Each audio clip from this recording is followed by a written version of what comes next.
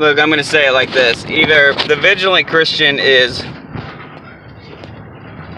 a genius or a lucky idiot. Because, for one,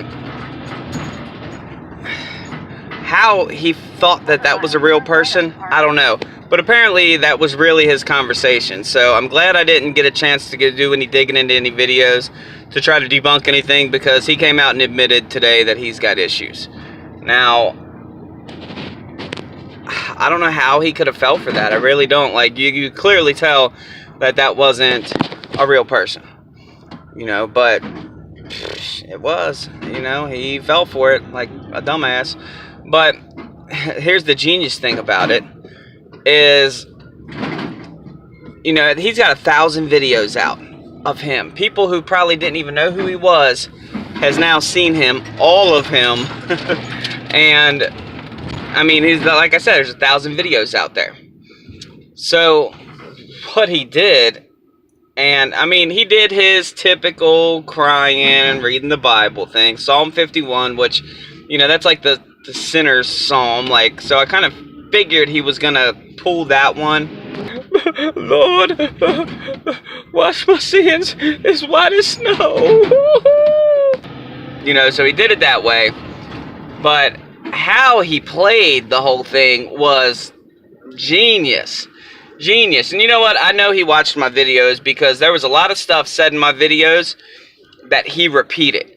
Because, for one, I called out all of the Christians who were sharing these pictures all over their YouTube pages, and this graphic, almost porn-like conversation. People were reading it verbatim, like, all over these Christian websites. They were just sharing naked pictures of a naked dude all over. You know, so I thought that was kind of strange myself, and I said that.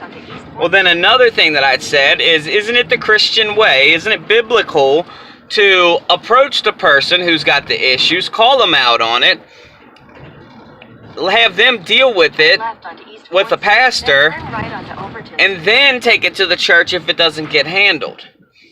And nobody did that. Everybody just immediately was like, idea for a video. Boom, boom, boom, boom, boom. 1,000 Christian Mario penis videos everywhere.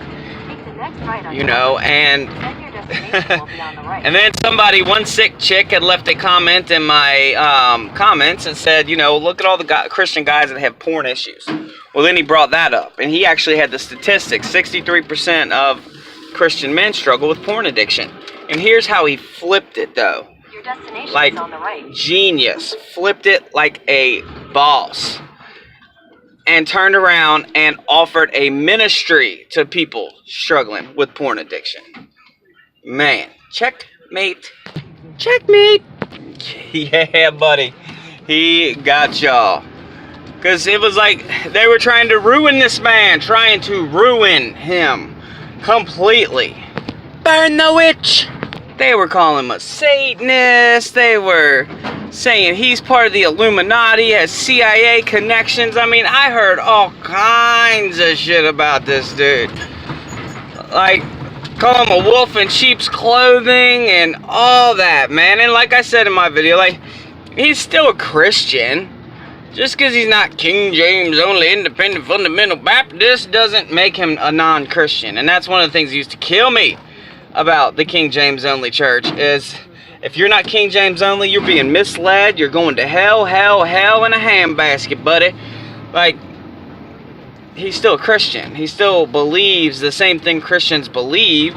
It's just he was leading a double life, which is not just him. I hate to break it to you and shed a little bit of realness with you, but I'm going to be real with you.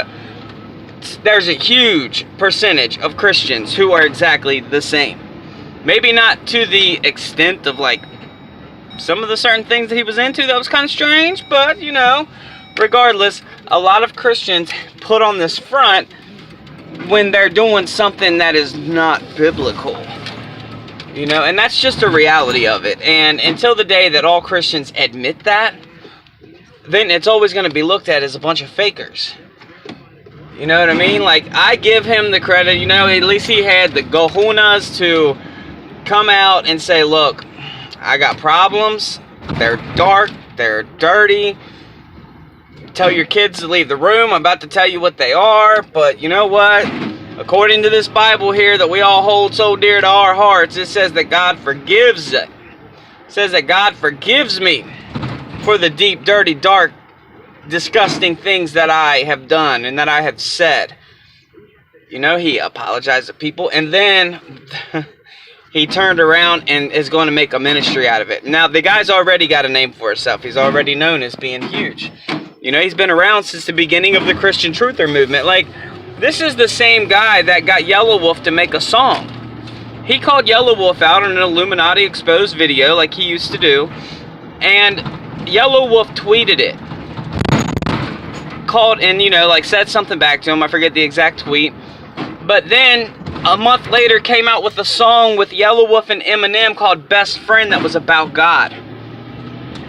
And I truly believe that the vigilant Christian Mario was the one who provoked him to do so.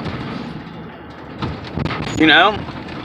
So he took everybody's smear campaign and he turned it into a ministry. He said, you know what, maybe I'm not supposed to do exposed videos. Maybe I'm not supposed to do this kind of stuff that I've been doing. Maybe this was my calling. Maybe I'm supposed to, this was supposed to happen to me, and I'm supposed to minister to those who struggle with porn addiction and drug addiction, which is a huge, huge percentage of the Christian church. And a lot of Christians feel so much guilt. That's what I don't like about Christianity, is because you're made to feel so guilty. Your God hates you if you do something wrong. He hates that. He hates it. So you have to beg for his forgiveness. And they try to guilt trip everybody so much to where a lot of people are ashamed. They feel so much shame inside of them because they think that they are so disgusting because they watch a little bit of porn, do a little bit of jerking, you know, watching porn. So they think that they are so disgusting, and they're so ashamed of themselves. So they're too embarrassed to go to their pastor. They're too embarrassed to go to the people of their church, their community. So where are they going to go to look for answers of what should a Christian do when they struggle with these kind of problems? They're going to go to the internet. And they're going to find him. And his page is going to explode, and it's going to grow. Now, everybody went on this huge crusade to destroy this dude's career, to destroy this dude's YouTube celebrity, or whatever you want to call it, his YouTube ministry. They went to all extents to where they were sharing naked pictures and filthy conversations of this guy on the four corners of the globe. Four corners of the globe. You know what I mean. All over the world.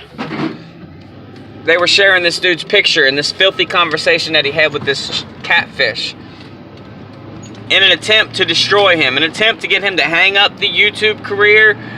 You know, like, and you know what? How it may have worked if they would have went about it the Christian way and approached him and said, look what I got. If you do not get off of YouTube, then I'm going to expose you.